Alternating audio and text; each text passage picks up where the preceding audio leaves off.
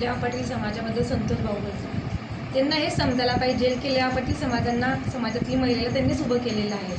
नाता भाऊंचा आशीर्वाद आहे, संतोष भाऊंचा आशीर्वाद आहे, भुसावळ जनतेचा आशीर्वाद माझ्या पाठीशी आहे, म्हणून मी इथं बसलेली आहे.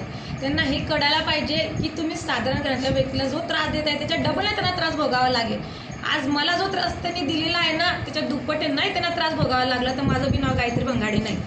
आणि हे जे म्हणताय की यांना घरी बसवलेलं आहे, यांच्या बोलण्याच्या हिशोबाने लोक नाही चालणार, कागदपत्राच्या हिशोबाने चालतील. आणि माझे जे कागदपत्र आहे ते खरे आहे, ते खोटे नाही आहे. आणि त्यांनी जे लोकांसमोर दाखवलेले आहे की कागदपत्रावर खाडाखोड केलेली आहे, हे त्यांनी केलेली आहे. माझे एक तरी कागदपत्रावर खाडाखोड आहे का हे दाखवून द्या तुम्ही.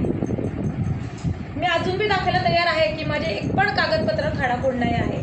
आणि हे जे अधिकाऱ्यांना दबावामध्ये धमक्या देऊन किंवा त्यांना त्रास देऊन जे त्यांच्याकडे चुकीचं कामं त्यांनी करून घेतलेलं आहे त्यांनाच भोगावं लागणार आहे.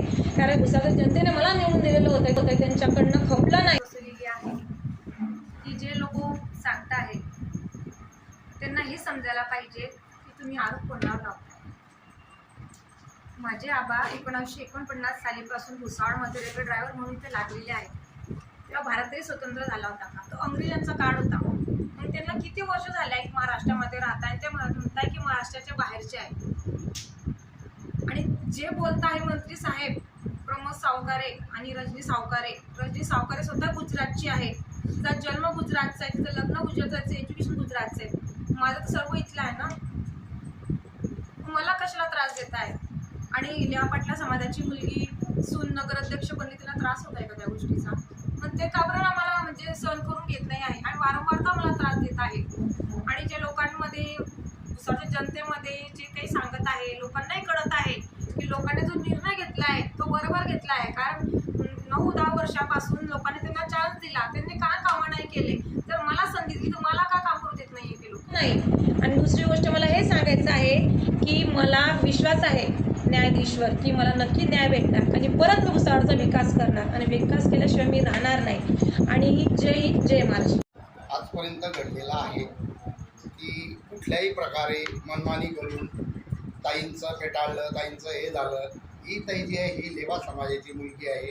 आणि आमचे मित्र जे गिरीश भाऊ महाजन आहेत, भुसावळचे नगरसेवक गिरीश भाऊ महाजन, यांनी काय म्हटलं की लेवा समाजाची सून हे संतोष भाऊ चौधरी हे होऊ देत नाही आहे.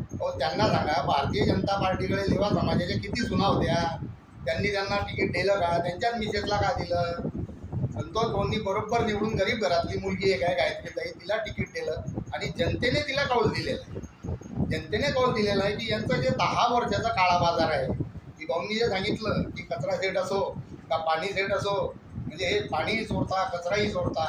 आता त्यांचा नवीन विषय चालू झालेला आहे आता की बुवा कुठल्याही मिलामध्ये असलं तर म्हणे कोणीही माझी जे नगराध्यक्ष होते ते 15% घेत होते, तेव्हा यांना दिसत नव्हतं. ते लेवा पाटील नव्हते का?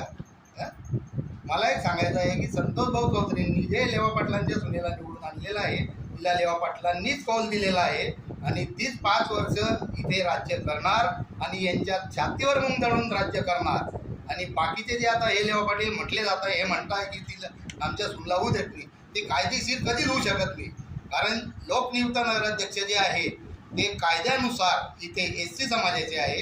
ते जर चार्ज गेला जाणार तर नाही, जर गेला तर तो COच्या ताब्यात जाणार, यांच्या ताब्यात जाणार नाही. हे फक्त वेटॉन वाचायला राहते. कारण हे मागची जे दलित त्यांची काढायची आहे त्याच्यासाठी हे सगळं त्यांची धावपळ चालू आहे. एवढं बोलून मी माझे संपवतो. आणि लेवा समाजाची प्रभावी नगराध्यक्ष चालत नाही, पण मी सांगू इच्छितो की संतोष भाऊंनी कित्येक नगराध्यक्ष लेवा समाजाचे बनवले. ती संजू पालकची मिसेस चेतना पालक असो की गायत्रीताई असो, उमेश नेमाडे असो, यांना सगळ्यांना संतोष निडू वारंबे यांना सगळ्यांना बराटेबाई यांना सगळ्यांना संतोष भाऊंनीच नगराध्यक्ष बनवले.